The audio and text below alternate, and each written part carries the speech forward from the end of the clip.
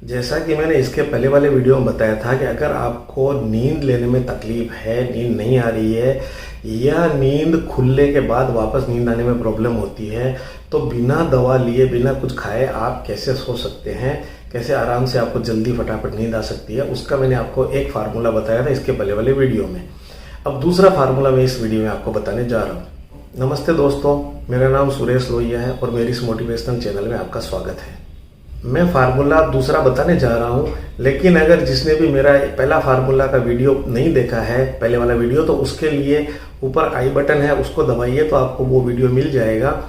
नहीं तो नीचे आपको लिंक दे रहा हूँ, उसको आप प्रेस करेंगे तो आपको मेरा पहले वाला वीडियो मिल जाएगा, ताकि आपको उसमें हेल्प मिल जाए। चलिए दूसरा फार्मूला मैं शुरू करता हूँ। उसमें वापस वो के वही रूल रहेंगे जो पहले वाले में बताया मैंने। आपको आराम से लेटना है, बिना डिस्टरबेंस, किसी तरह का डिस्टरबेंस नहीं होना चाहिए। सो जाना है, आंखें बंद करनी है, 2 मिनट तक शांति से सोना है। करवट जो भी है आप लेके सोना चाहते हैं या सीधा सोना चाहते हैं, वो आप उस तरह से सो जाइए। उसके बाद में आपको हिलना नहीं है। अब मैंने उसमें बताया था कि हनुमान चालीसा या कोई भी दूसरे धर्म का आपका जो मंत्र आता है वो आपको याद होना चाहिए, या पाठ आता है वो बड़ा होना चाहिए, हनुमान चालीसा जितना लगभग।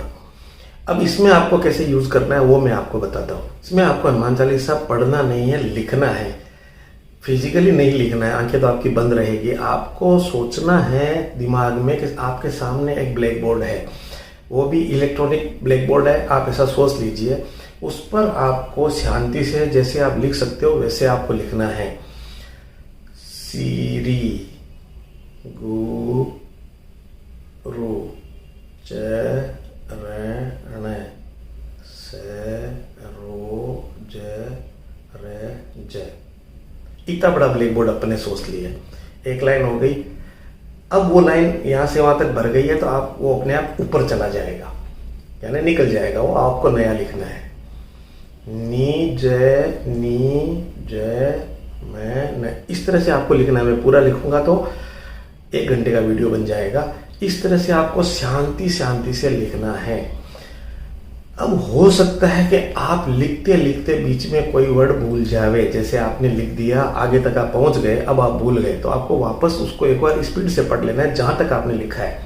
समझो कि आपने लिखा जो धा यक, अब आप आगे भूल गए, तो आपको वापस शुरू से एक बार स्पीड से पढ़ लेना है। श्री गुरुचरण सरोज जय निजमन मुकुर सुधार बनो रघुवर बीमल जैसा जो धा यक फल फै, उसके आगे लिखना है फै ले 4।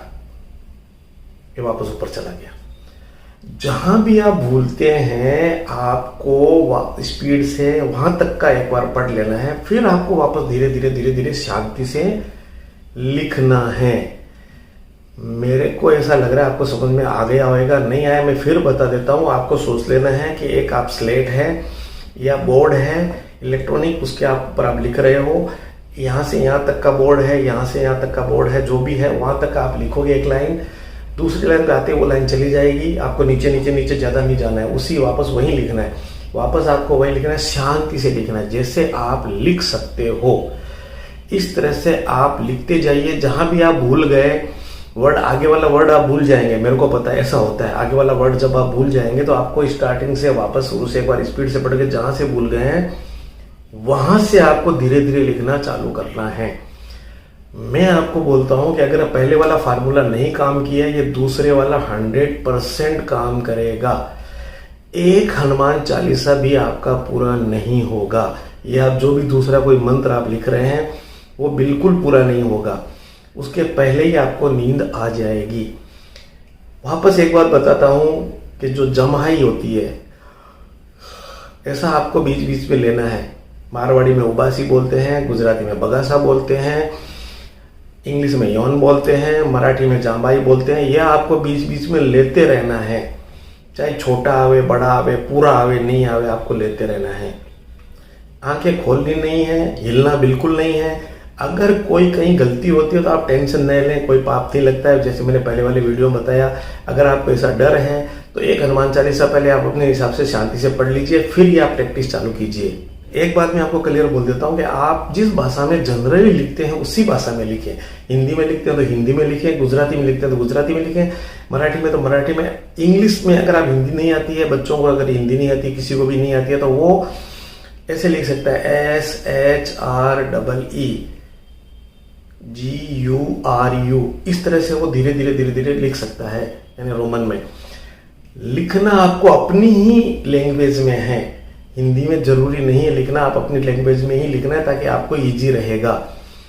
इसके अलावा मैं एक डिस्क्लेमर और देना चाहता हूँ, अगर आप कोई दवाई लेते हैं रात को सोने के लिए या कोई तरह की टेबलेट लेते हैं, तो वो आप ऐसा नहीं समझे कि आप मेरे को नींद आने लगी तो मैं छोड़ देता हूँ। आपका जो भी कंसल्टेंट है, डॉक्टर है, उससे आप पहले कंसल्टिंग करें, उसको बताएं कि भैया मेरे को नींद आने लग गई है या जो भी है। उसके बाद वो जैसे सलाह दे धीरे धीरे छोड़िए, डोज कम करके छोड़िए। ये मैं आपको बिल्कुल सलाह नहीं दूंगा कि दवा छोड़ के आप ये ट्राई कीजिए। ये दोनों फार्मूले करने के बाद भी अगर नींद नहीं आ रही है आपको, तो फिर आपको डॉक्टर को दिखाने की जरूरत है। इसका मतलब केस थोड़ा टिपिकल है, लेकिन मैं आपको बोलता हूं कि आप 2, 5, 10 दिन ट्राई कीजिए, पक्का आपको नींद आ जाएगी। ऐसा मैंने अभी तक जो भी मैंने आजमाया, जहां भी आजमाया, मैंने ऐसा देखा है। आप ऐसा जो जैसा मैंने बताया, आप इसको वीडियो को वापस देखिए, आपको पूरा समझ में आ जाएगा। आप उसी तरह से कीजिए, फायदा होगा। तो चलिए आज के लिए इतना ही, मैं मेरा वीडियो पूरा करता हूँ। हो सके आप दूसरों को भी काम आइए, शेयर कीजिए। मेरे इस तरह के दूसरे वीडियो आएंगे, सब्सक्राइब कीजिए, नहीं किया अभी तक तो लाइक कीजिए अच्छा लगा है तो। और आपके अगर कोई कमेंट है, आपको नहीं समझ में आ रहा है, या आप कोई अलग तरह का कोई भी वीडियो चाहते हैं जो आपके दिमाग में है, तो आप मेरे को लिखिए, मैं कोशिश करूंगा वो बनाने की। तो चलिए मैं पूरा करता हूँ। नमस्कार।